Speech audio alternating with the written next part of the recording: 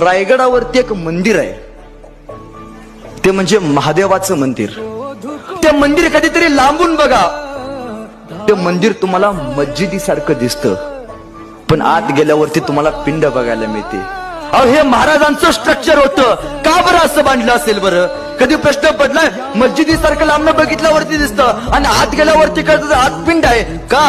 कारण शत्रू सैन्य आक्रमण करायची भीती आहे. राजांची बुद्धिमत्ता बघा. मी नसेल किंवा असेल, मी असलो किंवा नसलो, मी नसल्यानंतर सुद्धा जेव्हा जेव्हा रायगडावर आक्रमण होईल तेव्हा तेव्हा रायगडावरची प्रत्येक वास्तू जरी झाली तरी मंदिरातल्या पिंडीला हात लागता कामा नये, यासाठी राजांनी मस्जिदीचा आकार दिला आहे. जिवंतपणी पाहिलेला स्वर्ग म्हणजे रायगड.